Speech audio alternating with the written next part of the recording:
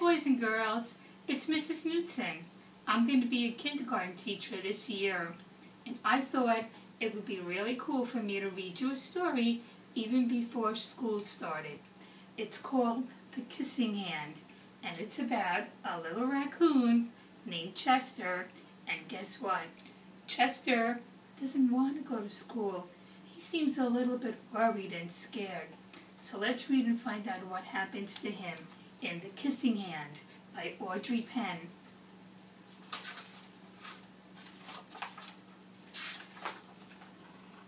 Chester Raccoon stood at the edge of the forest and cried. "I don't want to go to school," he told his mother. "I want to stay home with you. I want to play with my friends and play with my toys and read my books and swing on my swing. Please, may I stay home with you?" Oh, you look so sad. Mrs. Raccoon took Chester by the hand and nuzzled him on the ear. "Sometimes we all have to do things we don't want to do," she told him gently, "even if they seem strange and scary at first. But you will love school once you start. You'll make new friends and play with new toys, read new books, and swing on new swings. Besides," she added, "I know a wonderful secret that will make your nights at school seem as warm and cozy as your days at home." I wonder what kind of a secret she's talking about. Chester wiped away his tears and looked interested. "A secret? What kind of a secret?" "A very old secret," Mrs. Raccoon said. "I learned it from my mother, and she learned it from hers. It's called the Kissing Hand." "The Kissing Hand?" asked Chester. "What's that?" "I'll show you." Mrs. Raccoon took Chester's left hand and spread open his tiny fingers into a fan. Leaning forward, she kissed Chester right in the middle of his palm. Chester felt his mother's kiss rush from his hand, up his arm, and into his heart. Even his silky black mask tingled with a special warmth. Oh, look at all that love. Mrs. Raccoon smiled.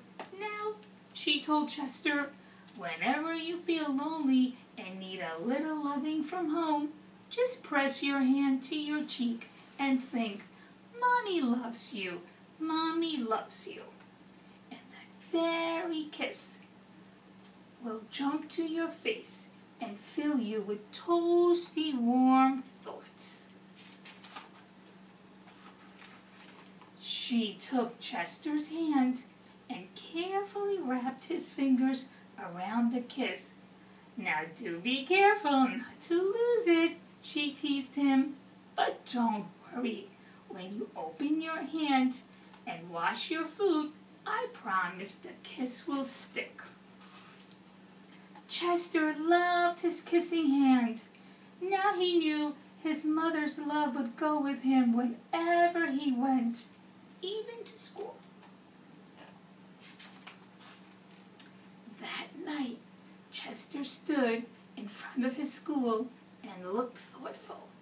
Suddenly, he turned to his mother and grinned. "Give me your hand," he told her. What do he want her hand for? Chester took his mother's hand in his own and unfolded her large familiar fingers into a fan.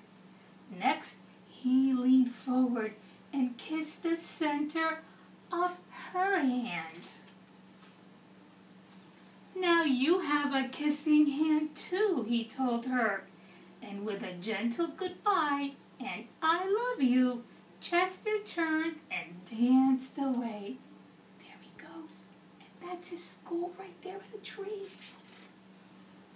Mrs. Raccoon watched Chester scamper across a tree limb and enter school.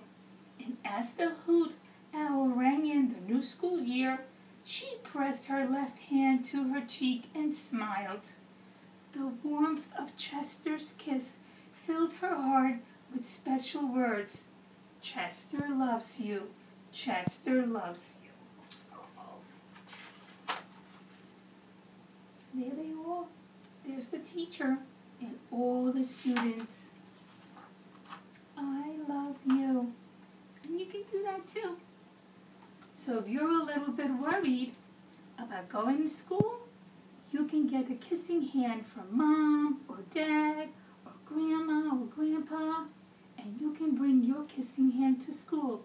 This way, if you get a little bit nervous, you'll know you have that kissing hand always with you. Okay? So I hope this book helps you a little bit. I'm excited to meet you, and I'll see you on the first day of school on